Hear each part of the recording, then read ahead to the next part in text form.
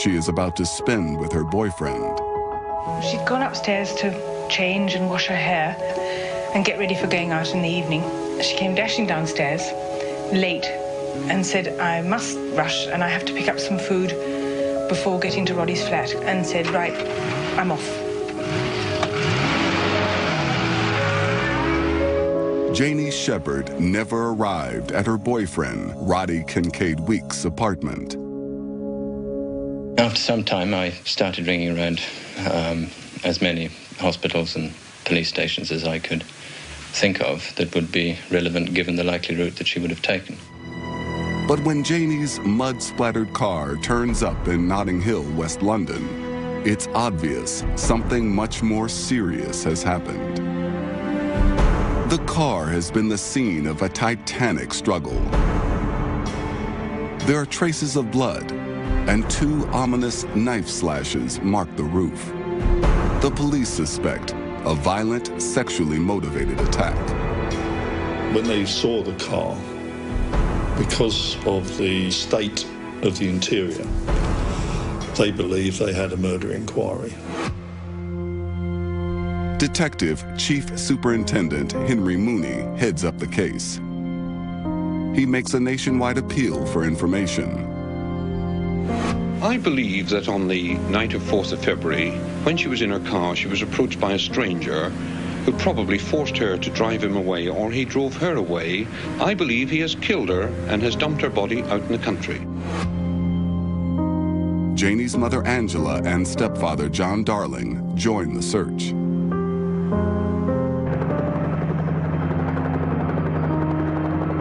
We just hope that somebody has seen her somewhere or seen something that's going to help, because otherwise it's just the most terrible feeling. India 90 from Sierra 39. Over 50 officers scour the countryside looking for Janie, but find nothing. Henry Mooney tries a different approach. He starts going through old police files, searching for a perpetrator with the same MO. What Henry Mooney did, he asked for all the files in relation to similar offences with this particular method of approaching females in cars and then abducting and raping them. After searching all the relevant criminal method files, Mooney emerges from his office with the name of 37-year-old mechanic David Lashley. He came out of his office with the file of Lashley in his hand and said, "This is the man we want." David Lashley is well known to law enforcement. He's a serial sex offender, dubbed the Beast of Notting Hill, who has served time for raping 5 women in West London. But at the moment, he's out on parole. He had received a 12-year sentence for a series of rapes, all following the same modus operandi. He would jump in the passenger's seat of a car driven very often by a blonde white woman, produce a knife and direct her to go to a quiet place where he would rape her. What's more, while searching through old files, Mooney finds an attempted murder case with a striking similarity to the suspected abduction of Janie Shepherd. Just 8 months ago, the victim, known as Miss A, had been attacked in her car less than a half mile from where Janie's car had been found in Notting Hill. And the assailant had also used a knife. Miss A was in her car. A man tapped on her window and pointed to his wrist to us as if he wanted to know what the time was. She either wound down her window or opened her door to tell him, and a knife was put straight at her and she was made to move across.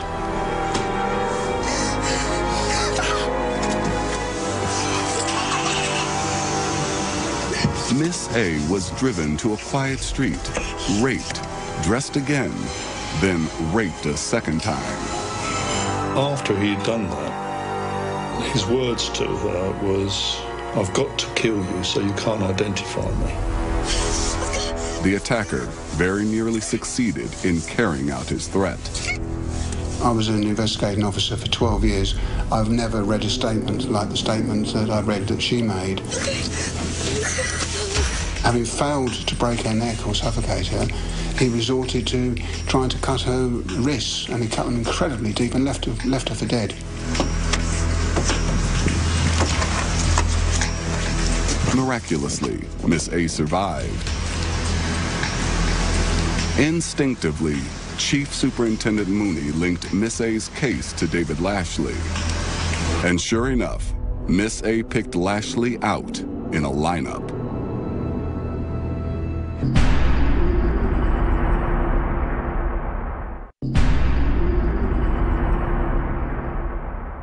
In February 1977, only a few weeks after Janie Shepherd's disappearance, David Lashley was taken into custody for the attack on a previous victim known as Miss A. At trial, he's found guilty of rape and attempted murder and sentenced to 18 years. Miss A's case proves that Lashley had graduated from rapist to a potential murderer. But once back in prison, he refuses to answer any questions about the suspected abduction of Janie Shepherd.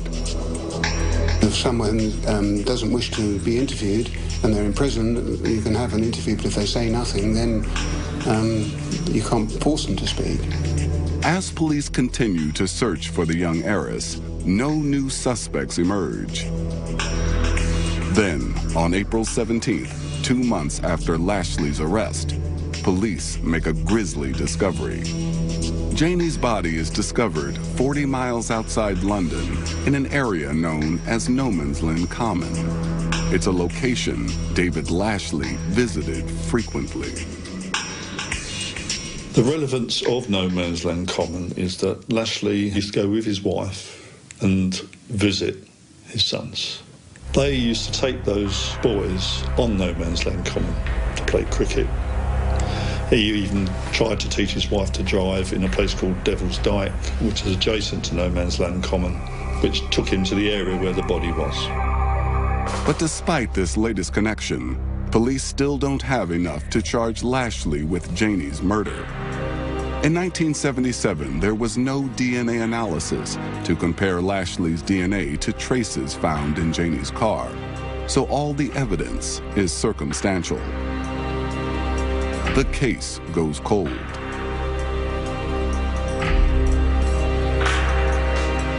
"11 years later, in June 1988, 8 months before David Lashley's parole date, Janie's mother, Angela Shepherd, writes a letter to Hertfordshire police asking about the status of her daughter's case.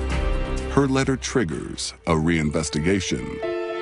Well, Lashley was a suspect in the earlier investigations, but when I was given the brief, I very carefully decided to keep an open mind. As an investigating officer, one has to do that. Detective Chief Inspector Ian Winnett and his team review Janie Shepherd's case file, but generate no new leads. They check up on Lashley in Franklin Prison in Durham, North England, where he is finishing his sentence for the rape and attempted murder of Miss A. They talk to prison guards, but hear nothing to raise suspicions. Suddenly, they get an incredible break. 4 months after I had visited Franklin Prison, I received a phone call from the security officers I'd met there, telling me that an inmate had come forward to a prison officer saying that Lashley had given great detail as to how he had murdered Janie Shepherd. The inmate in Franklin is nervous to be an informant, but he's willing to make a statement. I think the inmate came forward because he was horrified when he was told of the circumstances of the murder and that he had a wife and a daughter, and no matter what his background was, he felt he was doing everybody a favour by protecting him from this individual who he felt certain would go out and kill somebody else. The statement the officer brings back to St. Albans police is remarkable. It was in such detail, and it contained facts which had never been put into the media. Only the person who had killed Janie would know the detail. Armed with the informant's testimony, police finally have enough to charge David Lashley with the murder of Janie Shepherd. They plan to arrest Lashley as soon as he leaves Franklin Prison. Due to an intricacy of English law, he cannot be arrested inside. He must walk freely out of the prison gates. So authorities devise a risky plan to ensure that Lashley does not escape.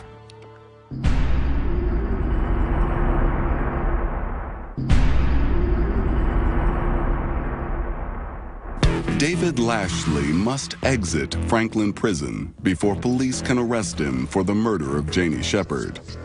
Prison guards release Lashley with a tactical unit nearby. He must walk through the prison gates. And he was then arrested, put into a large van with handcuffed to our largest officer, and conveyed with several stops, because it's quite a long journey, down to St. Albans.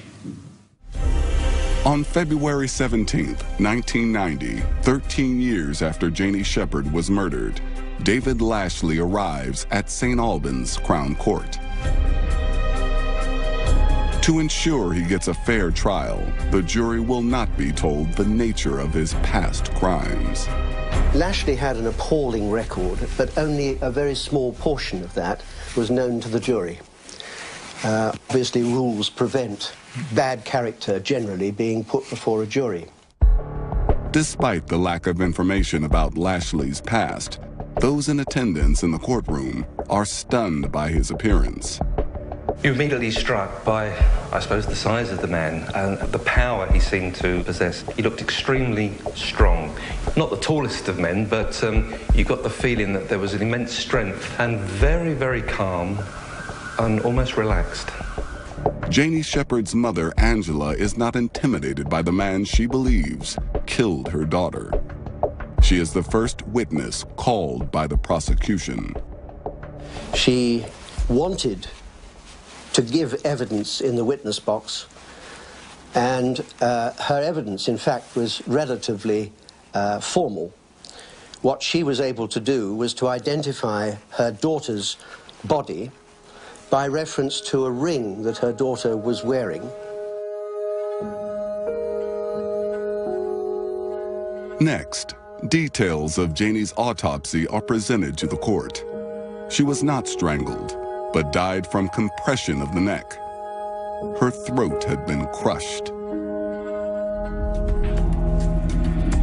Photographs of the interior of Janie's car are also presented as evidence.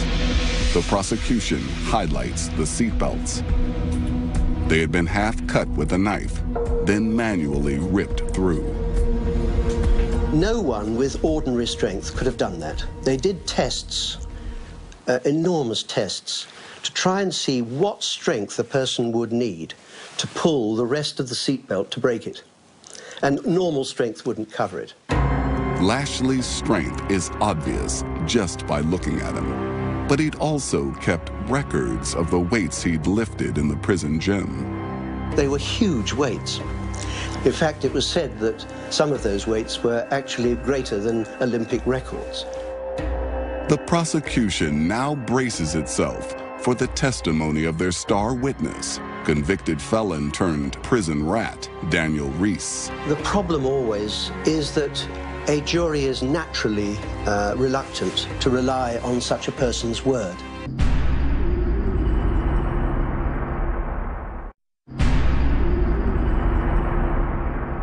The prosecution begins to roll out their case against David Lashley. In a bold yet calculated move, they call prison informant Daniel Reese to the stand. Reese and Lashley lifted weights together in prison and used to be friends. The prosecution starts going through Reese's statement. Reese was able to tell the jury that in this confession, Lashley had told him how, on the night Janie disappeared, he was in the Queensway area of Bayswater. And his words to Reese were that he'd seen a nice-looking girl going into a shop. Reese testifies that Lashley told him he spotted the for sale sign in Janie's car and waited nearby. Lashley's account to Reese was that he'd engaged her in conversation about the car and then produced a knife and bundled Janie into the vehicle. He'd then raped her, and it was as he raped her that he killed her. And he gave Reese a demonstration of the way he did it. He put his left hand round the back of Reese's neck, and then he pushed the knuckle part of his fist into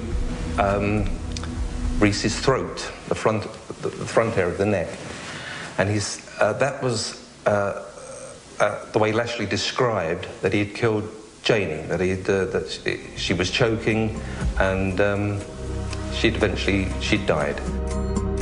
Reese's graphic description explains the mystery of how Janie died from compression of the neck. His account went on that he redressed her, not in the clothes that he'd taken from her because they were ripped to smithereens, but he dressed her in a change of clothing that Janie had with her that night, and then strapped her into the car and driven out of London. According to Reese, Lashley told him that he dumped Janie's body at a Lover's Lane area, a match to No Man's Land Common. He made the point as well that Janie had been swaying from side to side in the car as they drove out, which he found amusing and laughed. After the prosecution rests, it's the defense's turn to call its star witness, David Lashley's aunt and alibi, Mrs. Earthra Smith. She testifies under oath that Lashley was at her house, in bed, on the night Janie died. She says she looked in his room and saw him. During cross-examination, the prosecution questions Mrs. Smith about the evidence she gave at the trial of Miss A, who Lashley raped and attempted to murder just before Janie Shepherd disappeared. When the alibi evidence was given by his aunt, it was identical to the alibi evidence that was given in 1977 at the trial of Miss A. Identical evidence. The jury is left to make up their own minds as to whether Earthra Smith was telling the truth.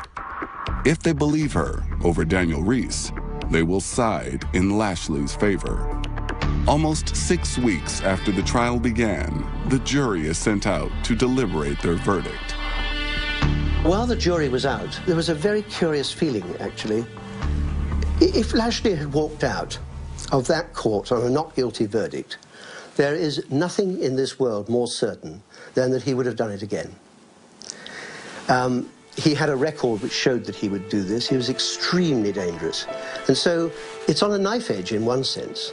If the jury had said not guilty, somebody was going to die out there, presumably a young blonde. It takes just over 2 hours for the jury to return. They find David Lashley guilty of the rape and murder of Janie Shepherd.